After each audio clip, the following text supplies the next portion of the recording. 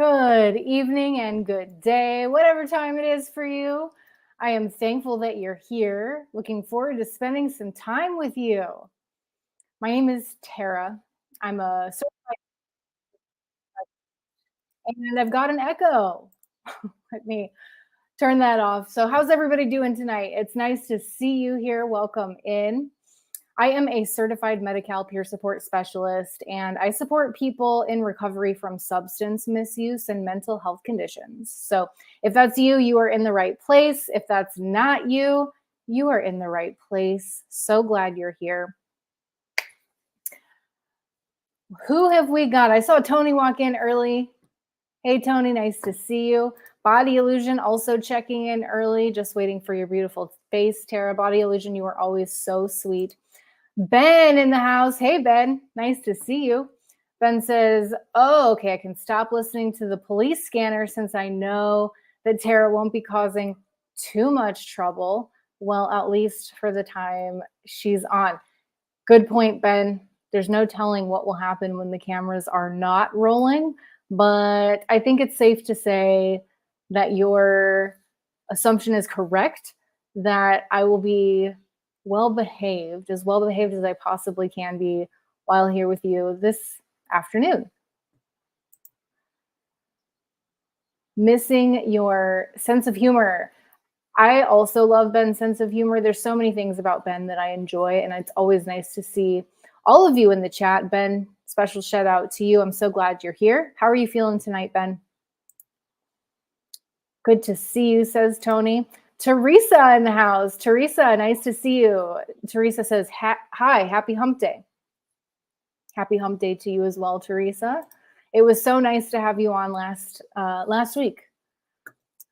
Beeblebrox in the house. Hey, Beeblebrox. Hey, everyone. It's me, your president. Yes, we elected Beeblebrox as president over on the Lifeboat, and that carries over to this channel as well. So Beeblebrox took the 2024 election by storm, and we're so glad he did. Hey, Bod, says Ben. Ben's laughing. I love it when Ben's laughing. It's a good day when Ben's laughing. So everyone, we have been talking about a particular topic the past few weeks. We didn't talk about it last week. We talked about making lemonade out of lemons last week. But the previous two live streams before that, we were talking about, if you remember, healthy relationships. And we went through a bunch of different qualities and traits about what a healthy relationship is composed of. And that was a really great discussion. I loved hearing what y'all had to say about healthy relationships. I had a few more things on the list that I generated for that. So I just wanted to close that chapter out by making the topic of today's live stream healthy relationships, part 3. So if you want to see parts 1 and parts 2, I will give you a brief summary here, but if you want to see the full discussion, feel free to go back to a couple live streams ago. I think I might need to update the titles so that you can easily find them, because I didn't title it Healthy Relationships Part 1 and 2, like this one's titled Part 3. So I'm going to give a quick recap really quick about healthy relationships. And if you are thinking about any other topics or traits, not topics, traits, qualities of a healthy relationship, I want to know about it, because I personally have been working on creating healthy relationships in my own life. Can you relate to this? Tell me in the chat, can you relate to wanting to cultivate healthy relationships? I'll just give you a little bit of my experience. I have had more healthy relationships in the past few years now that I've been focusing on my mental health than I've had probably in my whole life. Not that every aspect of every relationship that I've had has been unhealthy. There have been good, healthy parts of every relationship I've had, but there have been some toxic parts of relationships that I've had in the past. If you can relate to this, let me know. If you're in recovery from toxic relationships, I am in the same boat as you. I'm so glad you're here, and I'm looking forward to talking about this with you. So quickly, while I wait on you to tell me is healthy relationships a priority for you? Are you privy to any particular information or resources that talk about this? I've got a really good resource that I'm going to give to you. My therapist actually suggested it to me, and I've been delving into it in the past week or so, and it's really, really good. So buckle up for that. I am going to tell you what that resource is. It's been really helpful for me. Body Illusion says, problem, knowing healthy relationships doesn't make it easy to implement. Or is it just me? That's, I think you just nailed a really important point. I think it's one thing to desire a healthy relationship. It's one thing to know what healthy is and what it's not. Aside from relationships, it's easy to say, all right, am I going to eat the pastry or am I going to eat the vegetables? Maybe the answer is both. Lately, I want to think the answer is both with respect to the food. But I think we know the answer. I think we know it's better to take the vegetables than it is to take the pastry. But I mean, I guess this isn't a good analogy because we wouldn't want to take healthy behavior just so that we can work in toxic behavior. I think they are separate. But I was just thinking along the lines of, all right, we know what choice we should make, but do we make it is the ultimate bottom line. And Body Illusion, you're not alone in this. I know in my life, there's, without giving TMI or blowing someone's cover, there is certain behavior in a relationship of mine that is less than ideal. And I am working with my therapist to understand how I feel about it, understand how I might go about communicating that. It's easier for me to listen to her tell me and suggest different ways of going about that than it is for me to actually implement it. So Body Illusion, it's not just you. Tony says, I have a toxic relationship with money, believe it or not. Well, that's interesting to me, Tony. Thank you for your honesty. Your honesty is a strength, and I really appreciate it. You're one of the most transparent people that I've met in a long time. And I'd be interested to hear more about this.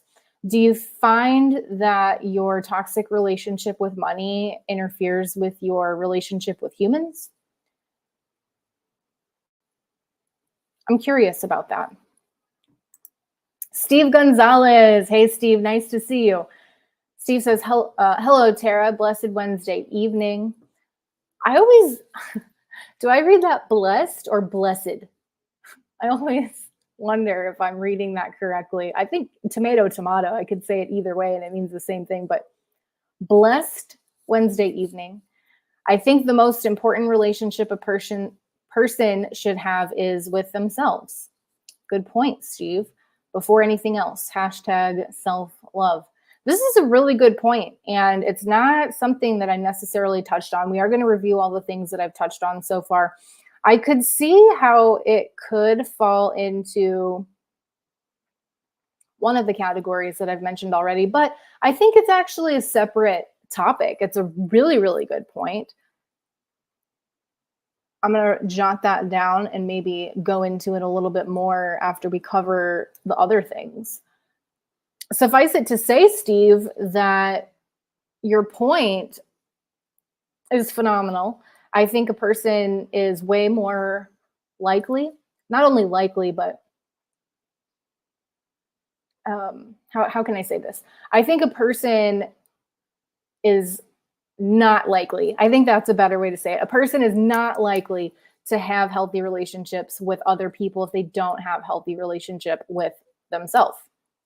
And that's not something that I'd thought of during part 1, part 2, or the brainstorming for this, part 3. So Steve, bomber point, banger, as a matter of fact. Steve, I'm going to star your comment and perhaps we'll come back to it. Most important, healthy relationship. Yes, I caught what you were throwing down, Steve, and I appreciate you sharing that. It's always nice to see you in here. You have very profound comments, and I appreciate them. You can just keep those coming. You can keep those coming. Body illusion. Terry, your smile is especially bright. Hope that means you're in a good spot. Well, thank you. I was actually just feeling like, man, is my energy kind of low today? I feel a little, I feel very centered and grounded, like, and I am in a really good place. I appreciate the feedback. It's nice to know that it's visible. It's nice to know that someone noticed that I'm in a particularly good mood today. I appreciate that, and I hope to continue the trend. Thank you for the compliment. Well, thank you, Tony. Thank you for showing up. You've been really consistent since you've been coming to these live streams. It's always a pleasure to see your face and to see your comments. Okay, so about the money thing, Tony says, yes, because money is something I will spend on friends and family and not think about how having 13 credit cards can affect my family. That's an interesting conundrum. It's a paradox, even. It's like you want to do something nice for friends and family, so you pull out the plastic, not thinking about the consequence of how it's going to affect people in the future. That's a really interesting conundrum. And I think it ties into what Steve was talking about with the self-love aspect of things. It seems like coming to terms with the fact that we need to tighten down in a particular area, reel something in. Maybe we're spending too much time with my hobby. Here's Vicky, sourdough. I haven't actually been spending too much time with Vicky. I actually haven't fed her in a few days. She's doing good. I just pulled her out of the fridge so that she could say hi to everybody. She's doing really good. I think that there is a line, though, where hobbies can become addictions. And it sounds to me, Tony, like there might be something about spending money on family and friends that has become addicting, that has become a vice, like a outlet. The question, I think, is, what do you think that your friends and family would love you any less if you didn't pull out the plastic for a period of time while you get caught up? I'd be interested to hear what your thoughts are on that. How do you think it would affect your friends and family? That's a better question. How do you think it would, and this question, it's for Tony, but I want to pose this to everyone. How do you think it would affect your friends and family or your life if you changed an unhealthy behavior within yourself? I'm going to think about that for myself too. I'm trying to think of what behavior I've changed so many behaviors in the past few years in my recovery. I think I put some unnecessary stress on my friends and family when I was living in my car. In my addiction, I had to ask for help from multiple family members and friends because I couldn't afford food. I couldn't afford to put gas in my car in between jobs at times. And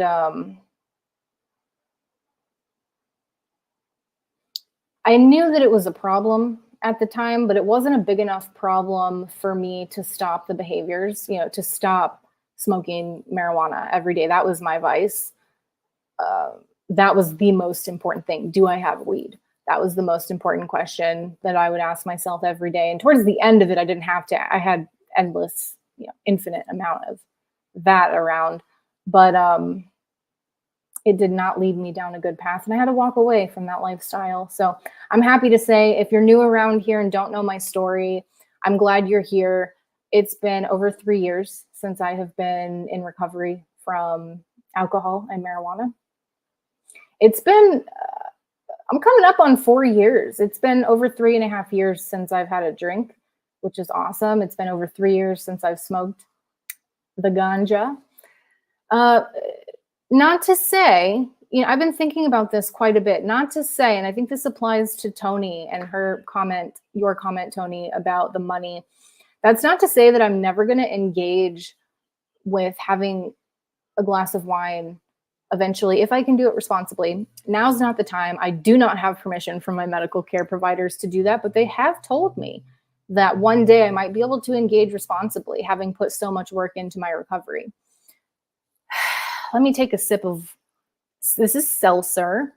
Let me take a sip of seltzer so that I can process what I just said. Uno más. The question is, and the reason I think it ties in with what Tony was saying, the question is, will I be able to engage responsibly with that behavior? Sort of like a food addiction. Money addiction and food addiction, I think, are very similar to one another. Can we engage? We have to eat. We have to spend money. Can we engage with these behaviors responsibly? I mean, we have to learn with food and with money to engage responsibly. My addictions were addiction. It's all very similar, whether it's gambling or substance misuse. Some things are better left alone, though, and that's where I'm at in my recovery today. It's just for today, one day at a time. I choose not to pick up alcohol or marijuana, and that's working for me. Now, if you engage with medicinal marijuana use or recreational marijuana use, I'm not here to knock that at all. I support your decision. I support where you're at in your recovery, and want you to know that there's no judgment here. This is a judgment-free zone. I just personally can't use it. I wish I could. I really, honestly, truly wish that I could. But part of my self-care for myself right now is focusing on recovery from those substances.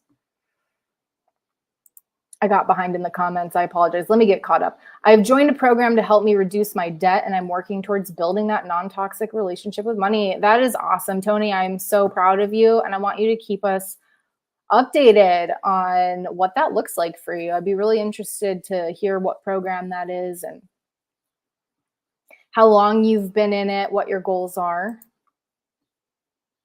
Steve, thank you, Tara. I try. Always good conversations in your stream. Thank you, Steve. That's a really nice compliment. Tony, I came to realize that how I look at money affects how I treat it. Money can be toxic if we don't understand financial stability. And you know what? I feel like this, you could take out the word money and put just about anything in there. Not anything. I mean, I wouldn't take out the word money and put the word fentanyl in there, for example. Like, fentanyl can be toxic if we don't understand sobriety or something. Like, I wouldn't suggest that. I think not all substances are created equal, but the stability piece of your statement, I think, is right on, Tony. And I think we have to understand what that means for us in particular. What works for somebody else doesn't necessarily work for everyone. My friends and family love me for who I am, says Tony. They get frustrated with me every time I put myself in this position. I don't want to do that to them anymore. Well, that's very noble of you, Tony. I think it takes incredible insight to be able to recognize that our behavior is affecting someone else in a way that's less than ideal, in a way that's not healthy, in a way that interferes with our connection. And I think that's the root of addiction. I've been talking with my therapist a lot about this, and with any addiction, whether it's gambling or substance misuse or working out or eating too much, these things interfere with our ability to connect with the people that we care about and who love us. I think that's where the line is for me. Today, I put $50 into a new savings account, says Tony. That's really exciting.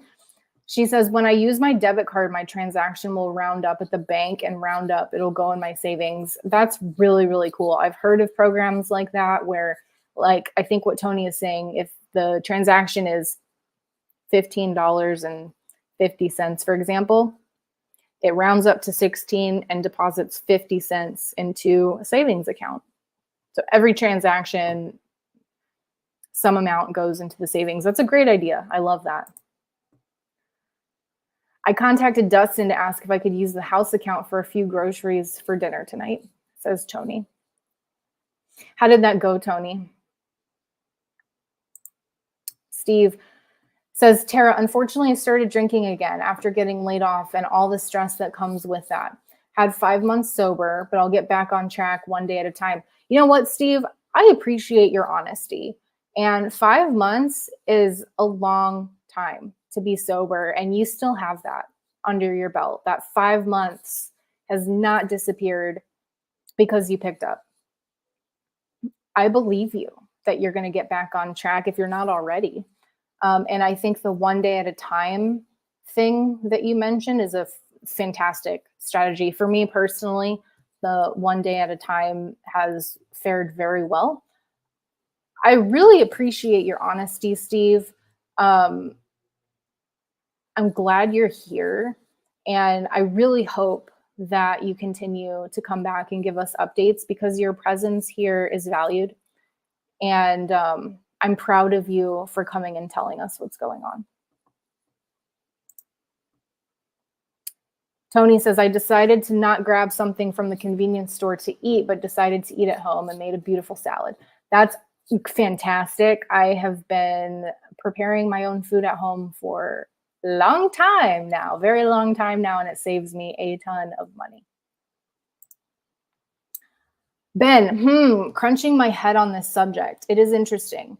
Body language has me not engaging with unhealthy people, okay?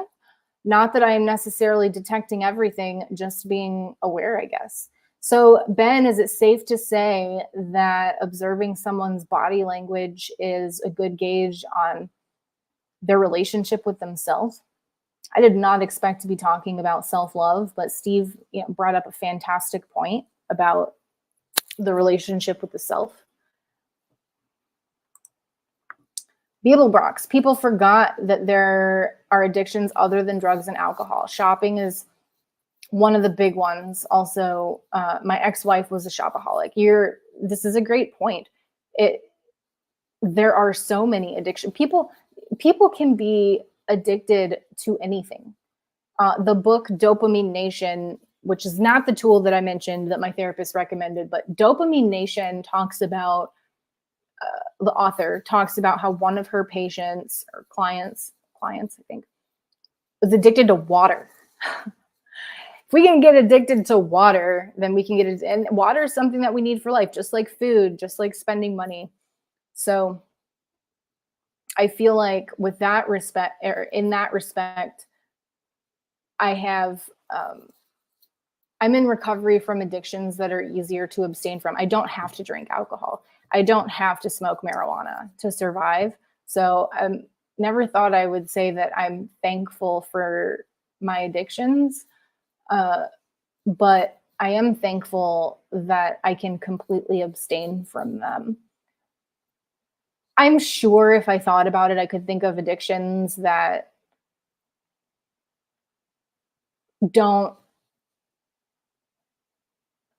I can't completely abstain from, but I'd have to think about that, like maybe codependence in the past. I think I've been in recovery from that for a long time. I don't think that I fall into that category. At least I've been told I don't.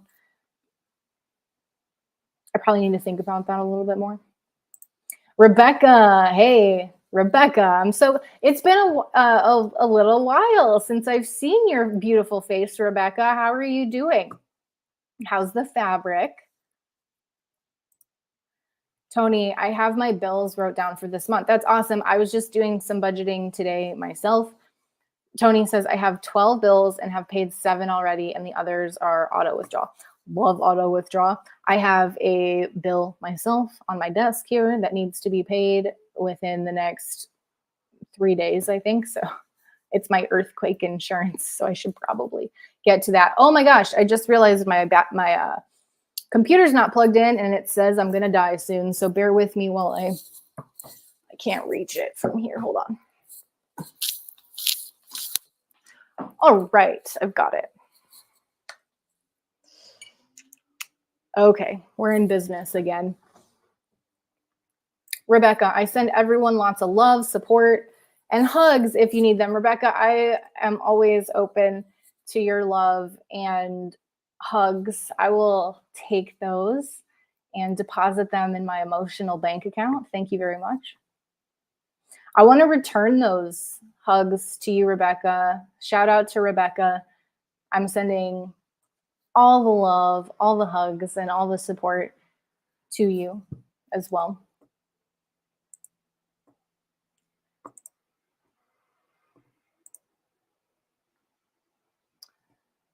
Tony, I'm going through In Charge Debt Solutions. Okay, the 28th will be my first payment to them, and the program will be, for me, will be 3 years. Okay, well, you've taken action, Tony. I am so happy to hear that you're making moves. Not only have you identified a problem, you are making moves to resolving it, and I think that's just about the best news I've heard all day. I'm really proud of you. I got really behind. I'm going to see if I can get caught up, and then we're going to do a recap of what we've talked about. I haven't even gotten to the new content yet. We need to get there. That's a lot of stress, says Rebecca to Steve. Lots of love and support. You're so sweet, Rebecca. Tony, I stayed under budget. I was told I could spend $50 and only spent $39.66. You know what? I'm going to pull out Oscar for this. You get an Oscar flash. Tony, I'm so proud of you. You're doing great. And I really hope that you keep up the hard work. What you're doing is hard work. Rebecca says, I had a salad for dinner too. Very simple one, as I don't have the energy for more, but very tasty. That sounds really good, Rebecca. Good choice. Just got hired at a new job, so that's a start. God is good. Man, y'all seem like you're doing really well right now. Not that we're without challenge by any means of the stretch. It sounds like we've all got some challenges that we're dealing with right now, but we're handling them. What I hear from you all today is that you're handling the issues, and that's the best that we can do. This is great news. I would say being aware about anything we can do can be healthy for us, says Tony. Yep. Rebecca, I have FOMO. For those of you who don't know what FOMO is, this is for you, Mom, because my mom watches the replays. Hey, Mom. I don't know if my mom knows what FOMO is, so I'm just going to say FOMO is fear of missing out. That's what FOMO stands for, fear of missing out when it comes to quitting events like boxes and quilt-alongs. It's a process, and definitely one day at a time. Yep, just for today, the one day at a time has made a huge difference for me. It has worked for over 3 years, and sometimes it really does come down to one day at a time. Rebecca, you nailed it. Steve's sending love. I love all the love going around. I'm doing good, though the long C has been really bad lately. It's great to see you, and I'm so glad I was able to catch a live. I'm so glad that you're here, Rebecca. Oh, I just shorted out for a second. I hope we're back. Can y'all hear me right now? Tony, I actually wrote out 4 months of bills and was able to see as certain bills went away, I had more money to save. You go, girl. Beeble Brock's water addiction. Man, I'm behind. I could never have that one. I never drink plain water. Fish stuff is in that stuff. Good point, Beeble Brock's. Yeah, I don't drink tap water, or I like sparkling water, and I've got some spring water here that I get from the stove. I used to go spring hopping when I lived in my car. That was my favorite thing to do, and get fresh water from springs. If you've never heard of findaspring.com, you can get fresh spring water for free. I happened to end up in a place where there are no freshwater springs for free around here. They're all commercial.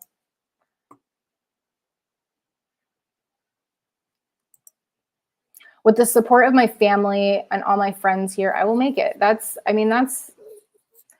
a strong support system in addition to the perspective of one day at a time, I think it's the way, it's the secret. If we don't have a strong support system, we are so prone to falling back into old behaviors. I'm sure I will slip now and then, but I'll get up and continue on to my goal. What a great perspective, Tony. I love that. You're back. Yep. 5 by 5. Can I get a 5 by 5? All right, so let's do a quick recap and then get into the few new things that are remaining for this part 3.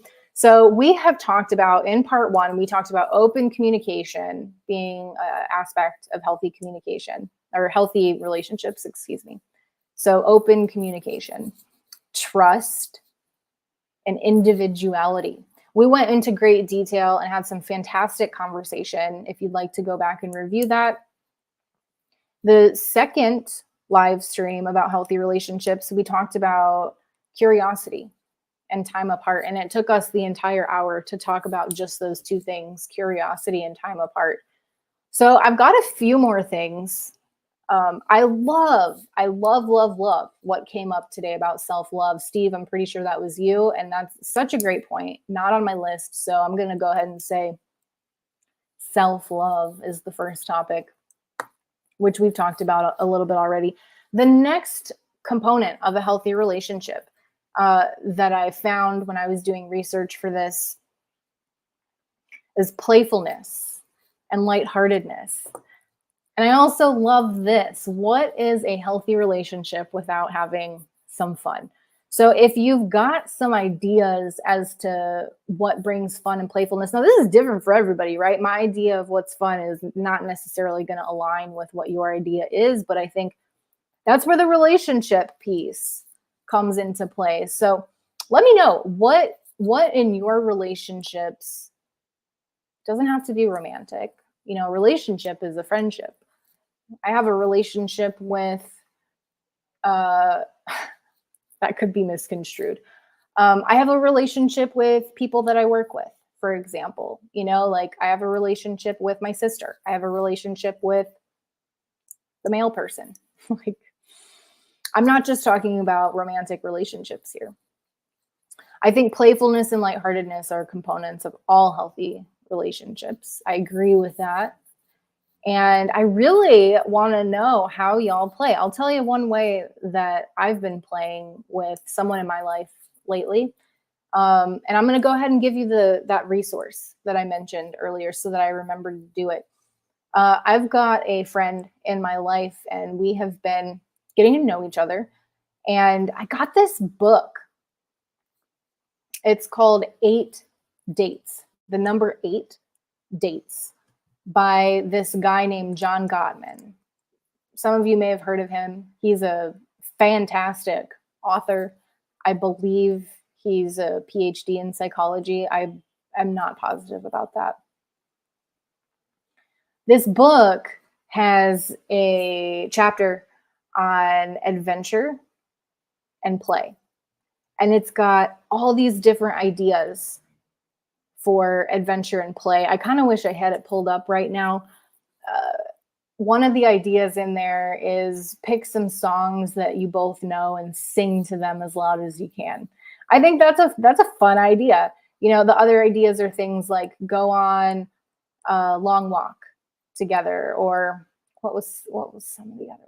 Oh, go rock climbing. I liked that one. Y'all know, if you know me, you know I love to rock climb. So it would be fun to go climbing with a friend or on a date. What else? I'm not recall. There's a long list. So if you are currently in a serious relationship and getting to know, which I'm not, just for the record, but I'm doing this book. I'm studying this book with a friend right now, and enjoying getting to know this person with this book. Now, there's a caveat here. This book is written, it seems, for people who are in a more established, serious relationship, committed relationship. You do things like affirm commitments to one another. And so it's not for a first date. This is for a relationship with somebody a little more established, some level of commitment already there. But if you're there, even if you're not there and you just want to start reading the book, I highly recommend it. It's called 8 Dates by John Gottman. Jason P joining us. Hey, Jason, welcome in. Critter Life. Hey, Critter Life. Nice to see you. What's the book again, says Critter Life? It is 8, the number 8, 8 Dates by John Gottman, and it is phenomenal. It's got all of these different open-ended questions to ask someone to really get to know them. If y'all know what an open-ended question is, probably all of you know this, but just to make sure, it's a question that starts with words like what and why and how. Questions that someone can't necessarily answer in 1 or 2 words.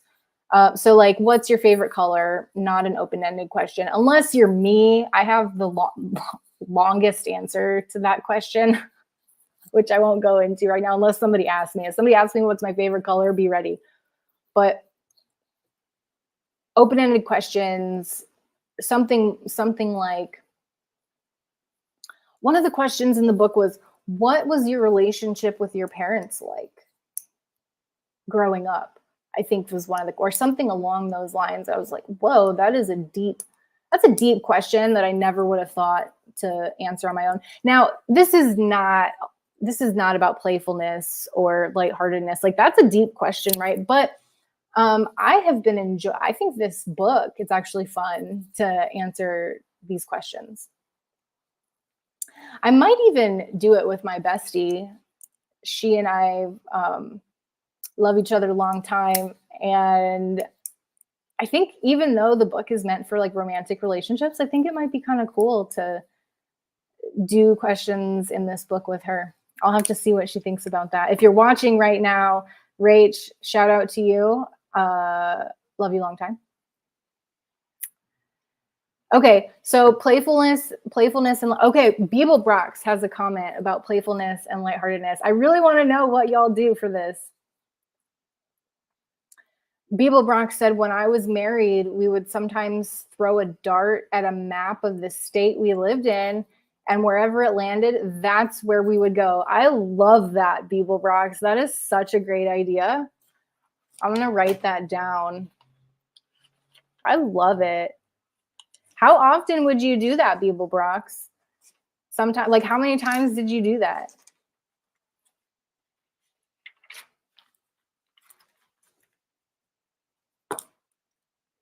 Throw dart at map.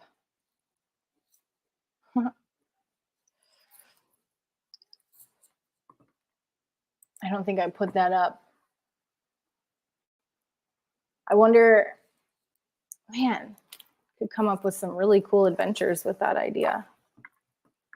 I personally love hiking, like walking around. I love climbing too. Sometimes though, the person I'm with isn't necessarily a climber. And I haven't been climbing much lately. I really want to get back into that. I think one of my least favorite parts about rock climbing used to be the hiking, but these days I love the hiking. I love walking around in nature and just taking it all in. And that's fun to me. That's fun. I don't know that it's lighthearted, but hey, if you're joking around, enjoying each other's company, then taking a walk in nature can be lighthearted. Having a bond with any other human being is a blessing. It doesn't have to be romantic. I have a travel buddy who's a female, and we've had great adventures together, and it never went further. I'm in the same boat, Steve. I've got some travel partners from when I was living in my car that were purely platonic. It was happenstance, is that the phrase, or happen chance? I can't remember the phrase, but it was by chance that we ended up traveling together, and we just had a ball, and it was totally platonic. I wrote down, okay, I found it. I lost my list here in my notes. I found it. That is way awesome, says Critter Life. to Beeblebrox. Yeah, Beeblebrox is our president. If you didn't know that, Beeblebrox won the 2024 re-election for president. So really good idea, Beeblebrox. Yet another really good idea. It is a good idea. On average, maybe once a year. Sometimes it was of the whole country, depending on the money situation. That's so cool. You know what? I'm going to pull up this book and just read a few of the fun and adventure things because I feel like I could have had more prepared for you. Bear with me while I get this pulled up. And I'm still, yeah, Mr. President of the Galaxy. Yep, just FYI, Mr. President.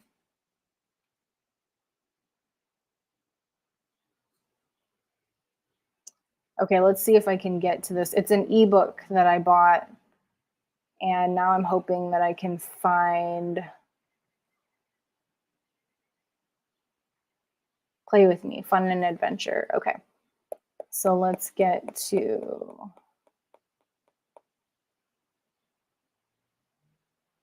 Okay, I found it. So I'll just read a few of these.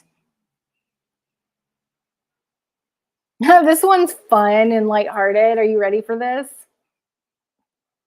It's speak in foreign accents while doing just about anything. I love that.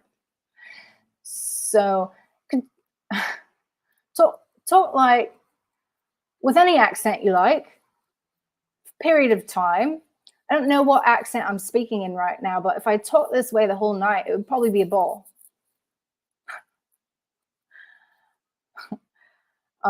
Let's see. Let's find another one. Take a performance class together, like improv, acting, singing, or stand-up comedy. Read a joke book together. That would be fun. Read a book of poems together, or alternate reading one joke and one poem. That would be fun. Go dancing. Row a boat or a kayak together. Sing loudly together to music we both know. So there's a ton. There's like pages. There are multiple pages of fun ideas like this. And in the book, they have you each go through the list on your own and pick your top 3. And then you make dates over the next 2 weeks to go and do these things. I just love it. It's 8 dates by John Gottman. And this is the chapter on adventure and play that those questions came out of. So anyways, let's see. Tony says, we love going to the dinner theater. That's fun. That sounds like a lot of fun. I have been to, I think, one dinner theater, but it's hard for me to remember. I think I went to the improv with an ex-boyfriend because he was working there. So we got free tickets. I was highly intoxicated, embarrassingly. That's like my story for most experiences in my life up until 3 years ago. So the next trait or quality of a healthy relationship, moving on. Did we get another one? My wife and I have been together for 24 years this year. Wow, Jason, that gets an Oscar. Also, congrats on 24 years. That is a very long time. We were 18. People tell me all the time that is rare, but I wouldn't have it any other way. Aw, that's wonderful, Jason. I'm so proud of you and your wife. Really, really great news. So teamwork. Okay, teamwork is the next trait or quality of a healthy relationship that I stumbled upon in looking at some other people's perspectives when doing research for this stream. And teamwork to me is one of the most important parts of a healthy relationship. And I can think of some activities that would require teamwork that could be fun. Just making dinner, there can be teamwork associated with making dinner. I recently had a friend over visiting at my place, and while I made dinner at my place, they did the dishes. And that was awesome. That's teamwork. That's super helpful when somebody sees a need and just fills it. Also, yesterday at work, my colleague was moving a big box and he kept kind of dropping it. He couldn't get a good grip on the box. And so I just he didn't ask for help or anything, but I grabbed it and we carried it to the point B together. And to me, teamwork, I said, teamwork makes the dream work, right? We've all heard that. I think that teamwork is something that is critical in a healthy relationship. I think it's a skill to ask for help. I think it's a skill to see a need that's not being asked for and to fill that as well. Tony, I love having help with dinner. Who doesn't? Who doesn't love having help with dinner?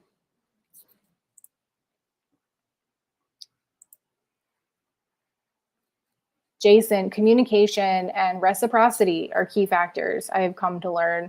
100% agree with this. Jason, communication and reciprocity, especially both of these things. Both of these things are important. If I have to tiptoe in order to communicate something, which I'm learning, I'm having to relearn how to communicate in my healthy relationships because I have learned to not voice my opinions at times because I've gotten into arguments or disputes with people. But the healthier I get, the more healthy people I attract, and they value open communication and they want to hear what I think about things. And so if I continue the old behaviors of keeping it to myself and letting it fester, it doesn't turn out good.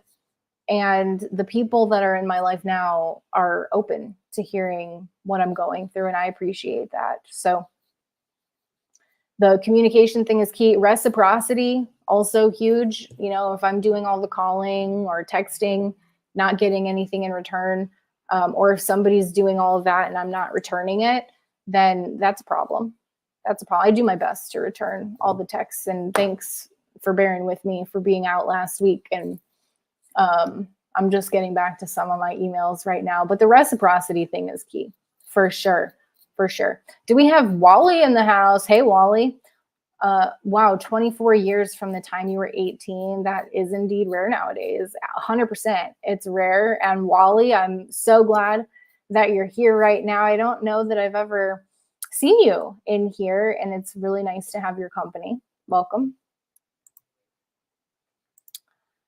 Open and honest communication. Yep, this is something we talked about in the part 1 of the stream, the open communication, but I think it's so important. It keeps coming up every stream. People say open communication, 100%.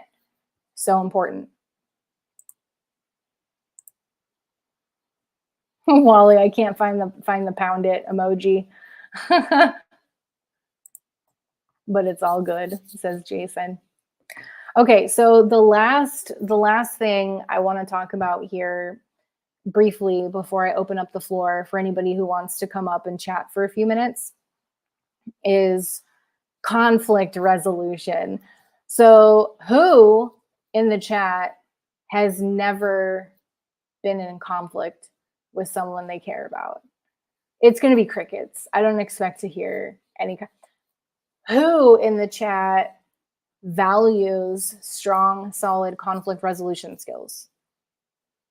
Who in the chat has recently navigated a conflict successfully?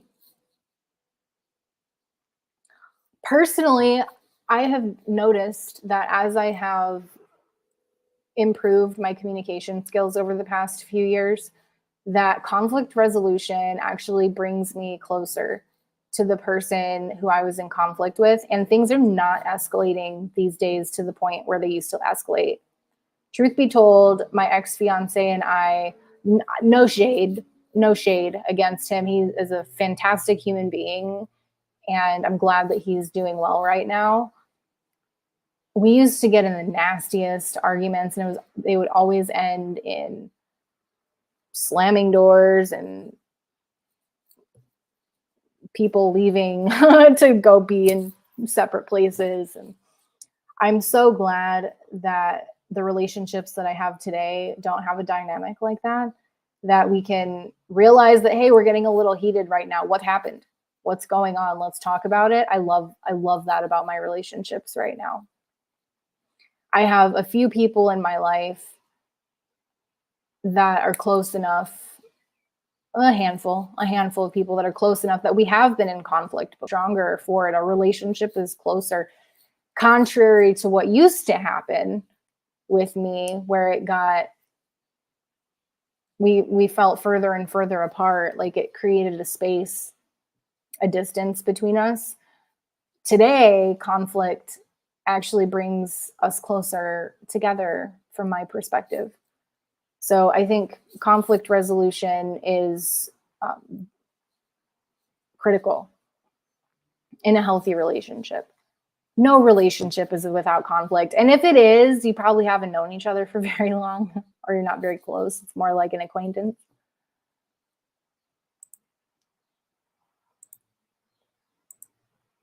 For some reason, I cannot put the comments up on the screen. Not sure why. But Wally says, I was here maybe a month ago or so. Okay, my screen name was K1 back then. Okay, welcome back, Wally. I'm glad you're here.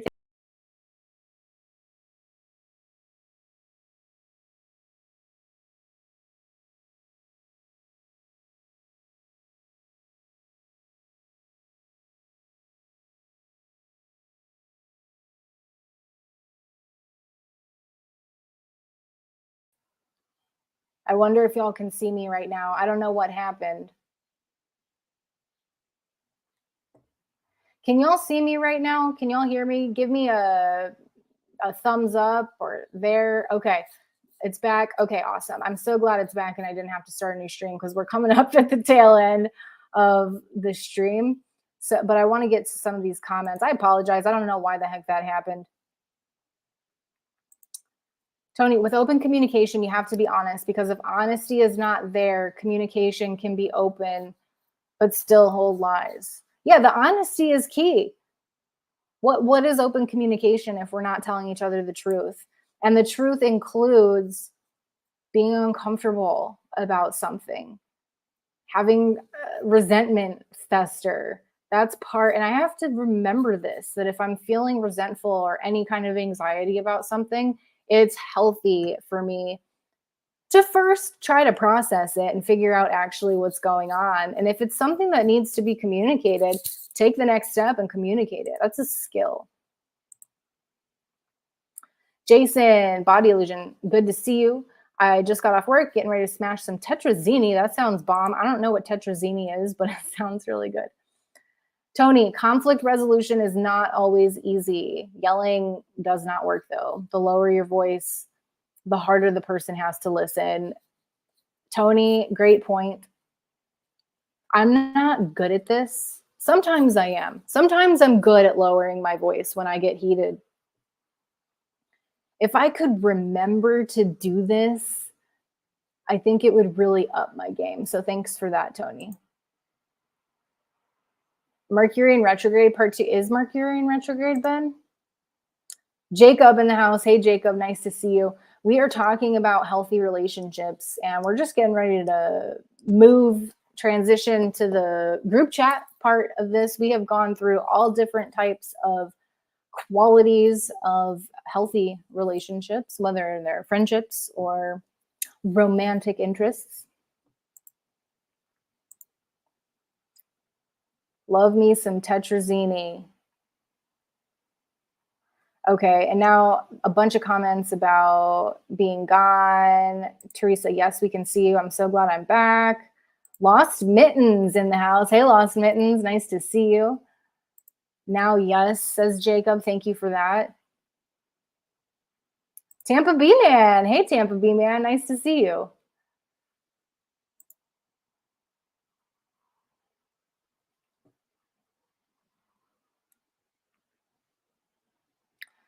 Ben said, sorry, had to listen and bike for a while to get stressed from the drive home out. Ben, I'm so glad that you're doing something to improve your mental health.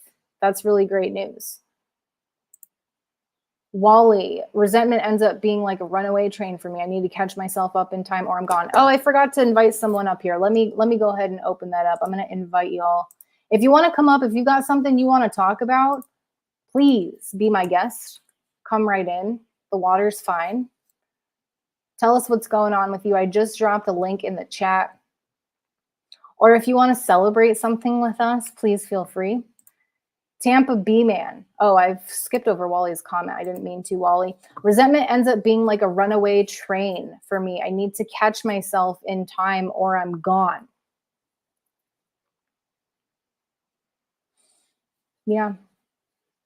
I think that's one of the things I love about 12-step. I know it's not for everybody, and I don't do 12-step anymore. This is one of the main ways that I nurture my recovery is YouTube and engaging with the YouTube recovery community. But one thing I do like about 12-step is that we talk about resentment and how important it is to get rid of that stuff before it turns into something nasty. I mean, resentment is pretty nasty in and of itself, but the quicker we deal with it, the better.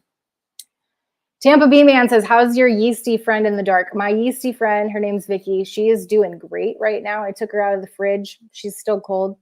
Just to say hello. I had a friend in town the past several days, and I haven't fed her in a little while. I did feed her, I think once while my friend was in town, but she's doing great.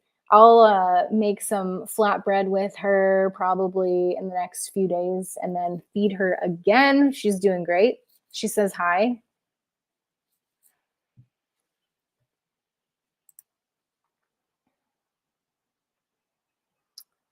Tampa B-Man was being asked about in Chow's chat last night, wondering where Tampa B-Man's been. Oh, I've got Miss Susie Sunshine ready to come and say hi. Miss Susie Sunshine, how the heck are you? I am well. I am well. It was a hard weekend because all this came down over the weekend because I knew my paycheck was about to come in. And I sat down, wrote out all my bills that I had, realized that 12 credit cards would break me. That's a lot. And it is a lot. And that's what started a lot of crying. Like my eyes still hurt from crying this weekend. But I did what I needed to do. I started on Monday, and I was contacted, and I researched the company first because I don't ever give out personal information because there's way too many scammers out there. Mm-hmm. And I researched the company, reached back out. Within 25 minutes of me reaching back out to them, they called me back. They had a budget worked out for me. They had a payment plan worked out for me and everything. And it took like 20 pounds of weight off my shoulder. Sure. Because then I knew that I was going to have some money, but I didn't know exactly how much because I knew I had some other bills out there that weren't going to be included with that I needed to see. And I go from having an extra little over $200 in 4 months. I'll have a little over $600 extra each month. Awesome. That's great news. I wish I had that much extra money per month. Well, I don't pay the household bills, basically. The money I spend is usually on me or whatever I do for the kids or whatever, stuff like that. But I let it get out of hand. Yeah. And it's that toxic relationship, like was said earlier. You can have a toxic relationship with anything. And that includes money. And money is one of the worst because it's always there. It's always around us. We have to have it. We have to use it. You know, one thing I did this weekend that made me feel really good is I bartered. Ooh, that's fantastic. Chicken eggs for fresh tomatoes. Perfect. That's excellent. And I love bartering anyway. So, I'd much rather do that than spend money sometimes. Sure. But sure. So it was tough. Can I ask a question about your recent decision and how it's affecting your family? With the money? Yeah. Okay, so the guys were getting really stressed. My guys were getting really stressed. They knew, they always know. I can't hide anything from them. They can just look at me and know. So they knew this was coming. But I also told them that this is my problem. I created it. I don't want any bailouts. I don't want you guys paying anything for me. I have to do this on my own. And they let me. And now they're really proud of me because I'm doing these steps that I said I would do. And like I said, I'll have moments where I'll probably slip up. But for the most part, my goal is to be able to get my book published, my children's book published that I'm working on. Being able to afford to take a trip with the two of them, maybe to, well, Dustin wants to go to England because he was born there. So I think it'd be kind of cool to take a trip there. I want to go to Ireland, so we'll do England, Ireland, and Scotland, all three. And if I save enough, we can afford to do that. Mm-hmm. But I have to keep that mindset. Do I want it now? Or can I wait until later when I do have the money? It's just like my phone's about to burn out, my iPhone. Don't buy iPhones, people. The batteries like die on you in a heartbeat. Not really. I've had it for a while. But my phone is literally burns out all the time. It gets really super, super hot. So I have to get a new phone. Well, I'm not going to do it until I know I can pay for it myself. Good for you. Which means I have to save, right? Yeah. It sounds like you've got some great insight as to what's going on. You've already taken action on something. I think Steve's comment that it's on the screen right now, it's reminding me of what you're talking about, just in a different way. Steve says, Tara, I think romantic relationships are great. I've been married, had girlfriends, but to be honest, being single is the ultimate freedom, and it's the best time to work on yourself, just my opinion. So I'm not condoning being single. Like, I'm not saying get divorced. I'm not even saying, well, I am saying being single has been great for me. I've really enjoyed it. I've grown the most in my solidarity than I ever did in relationships. But now that I'm healthy, I think that being in a romantic relationship is going to be so much better. I'm going to continue my personal growth. And I think working on yourself here is the key. I personally think that whether we're in relationship, a romantic relationship, or single, we can work on ourselves. And I think, Tony, you're proof of that. Like, you're in multiple romantic relationships right now. I'm in a polyamory relationship. I have a boyfriend and a husband. We all three live together in the same home. And they're like the best of friends. They're like brother friends. Very interesting. They're very tight. Like, if one of us were not to be here, the other two left behind would be very lost. And it doesn't matter which way it goes. It just, we will feel lost. What do you think, Tony, about your relationship with yourself and how it affects your romantic relationships? I had to learn to love myself first. Even though when I left my ex and I was dealing with a lot of mental health issues, my husband still married me. We have a son together. But through we'll be married 22 years come August. And in that 22 years, it took a lot of learning to love myself, going to therapy, learning about myself, learning my strengths, learning my weaknesses, knowing what I can do, accepting what I can't do. Accepting what I can't do sometimes is hard to do. Absolutely. And Schoolboy Kai, hey, nice to see you. Welcome in. Wally said to your bartering comment, Tony, nice. I feel like bartering might make a comeback in the not so distant future. And my thoughts too. Good luck on your business. Rick Spicer in the house. Hey, Rick Spicer. And Lost Mitten said, publishing a children's book, fabulous. Congratulations. And I echo that. Thank you. It's the book is about a little girl growing up in the far north. She grew up past the Arctic Circle. These stories are based on my life. And I don't know if you know Maya Art Craft Hoarder. I can never remember her whole name.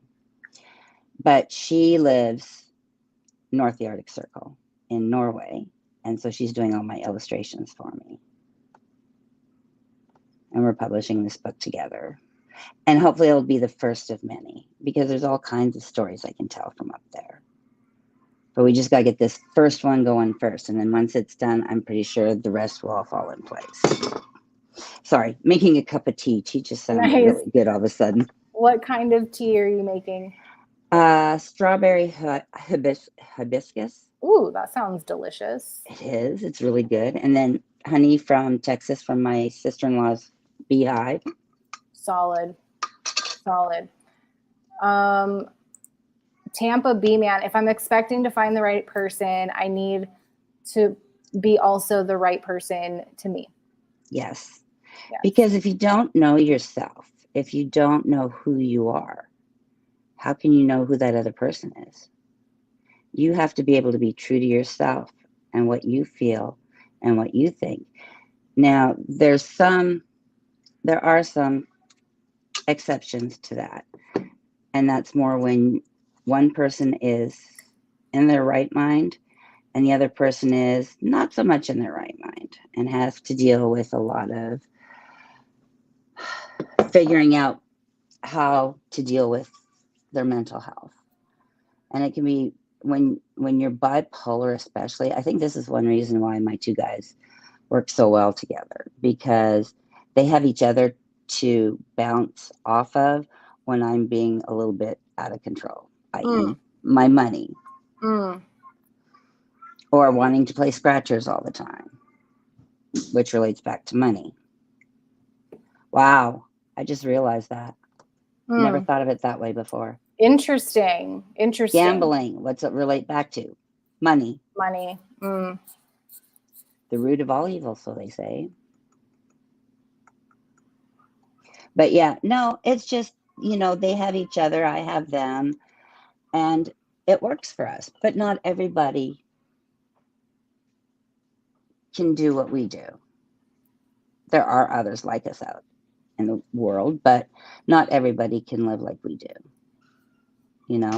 If I had the chance to be single again, I wouldn't be opposed to it. But do I want to lose my men? No, not really. I love them too much. They mean too much to me, I make sure they stay healthy. They make sure I stay healthy, And the thing is with relationships, you have to, by knowing yourself, you know what you will and will not accept from somebody else. Again, those boundaries come The up boundaries, again, yep, absolutely. And if you don't know what they are, then how can the other person know? Boundaries is something that we didn't talk about directly, but I think it probably falls under the category of conflict resolution. Yes. Because when you have your boundaries set and you don't let them cross that boundary, there's not going to be a lot of conflict. But when you don't have those boundaries, or you constantly letting them cross your boundaries, that's when the conflict comes into play. And then you're having to resolve that conflict regularly. So knowing your boundaries, knowing yourself, knowing your likes and dislikes, knowing where you want to go in the future. Will is Dustin's son, and he has a girlfriend, Hope, and they plan on staying together for a very long time. They both agree they don't want children. Okay, not a problem. Hope and I were talking about, I asked her, I said, so are you and Will ever thinking about buying a house? She was sort of thinking about it, but not sure. I said, well, here's some things to know about owning a house. And I laid out a whole bunch of things. She goes, I don't want a house. How quickly we change our minds. How quickly we do. That's a big commitment. It is because. Go ahead. Go ahead. I was just going to say, and speaking of commitment, I think that all of the traits that we talked about today, and all the things that were on my list, and all the things that came up in the chat, are not only qualities of a healthy relationship, but qualities that I would want to look for if committing to someone. And I think that's kind of redundant. It's like, all right, well, they're kind of the same thing, but I mean, there's healthy relationships and then there's commitment to somebody. And I think they are different. Oh, most definitely. Because the thing is that a healthy relationship is when two people know who they are, what they are, and where they want to go in life. Or somewhat know where they want to go in life, right? And then when you bring those two people together, do those interests meld? Do those desires meld? Because if those don't work, the relationship won't work. But you can catch it right at the beginning. You can see, you know what? I like you, but we don't seem to have the same interests. But on the flip side of that, maybe some of their interests could become interesting to you, and some of your interests could become interesting to them. And then you have grown even that much more. So it's really hard. Relationships are hard. There's so much work that goes into them. And even after 22 years with my husband, well, it's been 23 years we've been together, but 22 years we've been married, we still find new things out about each other. Well, that's good news. Because I wonder about that. I'm like, man, if we do all the talking and know everything about one another, what are we going to talk about when we're in our 50s, our 60s, our 70s? You know? We're 56. We're 56. He turns 56 on Friday. I'm already 56. But it's really funny because he was telling the kids or somebody something one day. I was like, I didn't know that. He goes, I told you. You never told me that. I did not know that. So you still have these little things that, you think you tell each other everything. And then a story comes up that they're telling. And all of a sudden you're like, you did that? Really? Did you hear me talk about that book, Tony, 8 Dates Yes. by John Gottman? Okay. Yes. My therapist told me, like when you finish it, you can do it again. Mm-hmm. Because like exactly what you're saying, like the questions, maybe you didn't give a complete answer, or you've thought of something different, or you don't even remember what you responded to, or things have changed since the last time, like we changed. So I just think that's so interesting. So that gives me hope that, all right, we can have all the conversations, we can answer all the questions, and then do it again later. Yeah, because there's always something to add to it, something that, you don't think about, and then something happens around you, or somebody says something and it triggers a memory, and you start telling this story, and the person's looking at you like, you've never told me that before. I thought I did. Oh, cool. New story for you. Now I can repeat this one 20 million times. Ben says, was thinking about it. I still get into discussing with people that aren't healthy. I had one guy from a religion try to tell me he knew what I believed, but yeah, that's not a relationship. Yeah, Ben, I'm sorry that happened to you. It's like, there's got to be some sort of open dialogue. And I think that's where the curiosity comes into play. We talked about curiosity in the second part of this series, and being curious about what somebody's beliefs are is way more healthy than making a suggestion or telling somebody what it is that they ought to believe. Absolutely. Yep. Yeah. So go ahead, Tony, you're going to say something. And then I was just going to say, I'm going to jump off here because I got to finish getting these dishes done so I can get dinner made. Perfect timing. Perfect timing, because I'm just wanting to wind things down here too. So Tony, it's always a pleasure to have you on. I love your insights, and I wish you the best of luck on continuing your work on that children's book. Well, I'm just waiting on the finishing up of the pictures and everything, because it's already wrote. So it's just finishing up the pictures and getting it all put together, and it'll be done. Awesome. And then everybody will be knowing about it because I'll be yelling from the rooftops. Yeah, I hope so. Well, please feel free to yell from my rooftop. I will. Thanks. Later. All right, have a good night. So everybody, what'd y'all think about that? I think Tony is such an interesting person. And I think we talked about a lot of really, really great things tonight, and the past two parts. I'm going to change the title to the part 1 and part 2 so that it's clear that it's part 1 and part 2. I think a lot of you were in those chats, so it's so nice to have you back. It's always great to see y'all. I want to give y'all the opportunity to include, or to not include, to express yourselves with respect to what else makes a healthy relationship. I'm going to do a quick recap, and then we're going to wind it up here. So we talked about, in the past 3 parts, we talked about Ben, I wonder why Vicky seems so much slimmer than the last time we met her. Because she hasn't eaten in 2 days. I fed her 2 days ago, and she's been living in the fridge. When I feed her and leave her at room temperature, she over doubles in size. You can see to where she rose, kind of. She rose this high. She's rising about 2.25 her size. I fed her a couple days ago. I don't have to feed her every day, especially if she's in the fridge. She can go a month without eating, no problems. I was feeding her every day for a period of time, but she's been taking a little break as I was on my vacation and was entertaining company. So, but I wanted to show her to you anyways. You can tell that she has been in hibernation for a few days. You're sure someone hasn't been eating her? No, I'm sure, because I actually meant to make fresh sourdough for my company, and we were having so much fun that I actually forgot to feed her the night that I was supposed to. So I did feed them sourdough the first night that I had made the night before, but I didn't get around to making fresh sourdough, which was shocking to me because I love it so much. So we'll have to do it again sometime and hope that I remember to feed Vicky. So, okay, quick recap, and please feel free to drop any additional ideas that you have about what makes up a healthy relationship. I love hearing your feedback.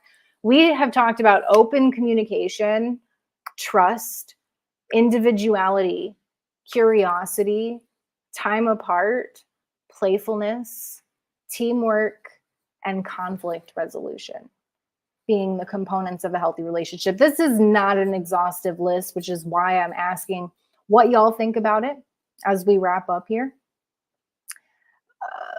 Personally, if I could say that I need to work on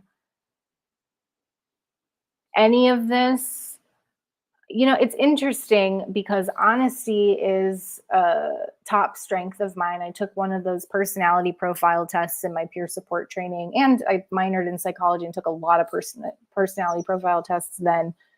But most recently, I took a strengths profile test, and honesty was my top strength. So you would think that open communication would be my top strength. But have you ever heard before that your greatest your greatest strength is often tied to your greatest weakness? And that is absolutely the case with this quality in particular, open communication. I think sometimes I don't want to come across as naggy or come across as wanting to change the person. And so I harbor things without communicating them, thinking that it's a me problem. Well, the me problem, I think, is actually that I'm not communicating certain aspects of a need that I have or a question that I have. So that's something that I personally need to work on, getting comfortable with asking uncomfortable questions.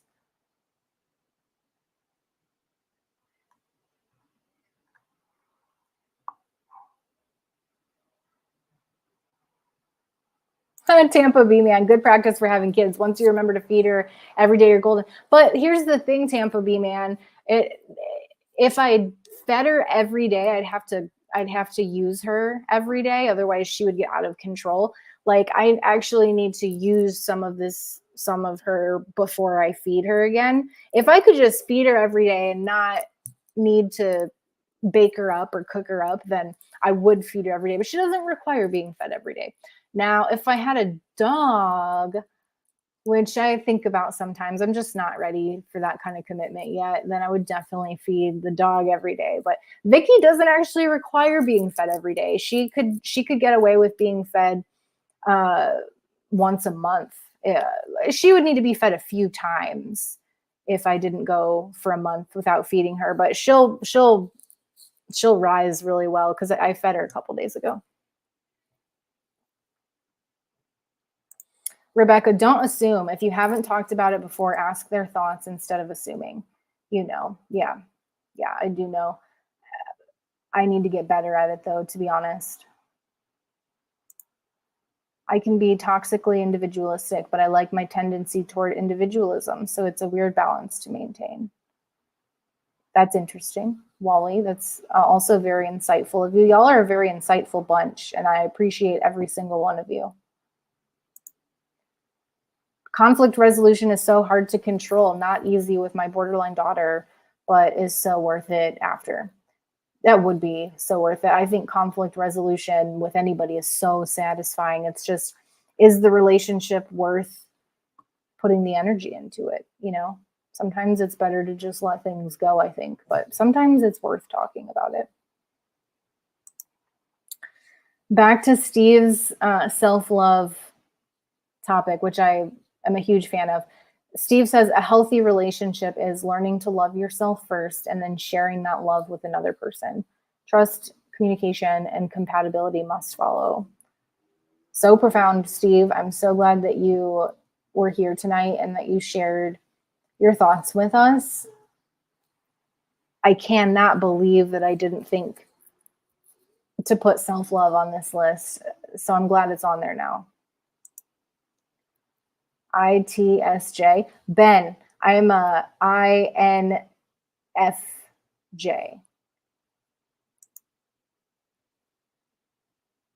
I'm glad you caught us too, Rick. Nice to see you.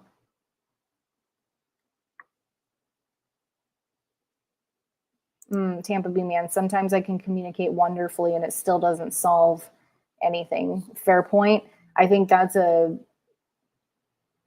indication that the relationship may need some time or some space. You're even more in tune with the role of Vicky's caretaker. Yeah, Vicky's doing okay. Man, it would be a lot of work to feed Vicky every day, because not only is it feeding her every day, it's baking something every day. What is Vicky's vertical leap? She's getting about 125%, maybe 133% at this point. I let things settle down emotionally, but never give up.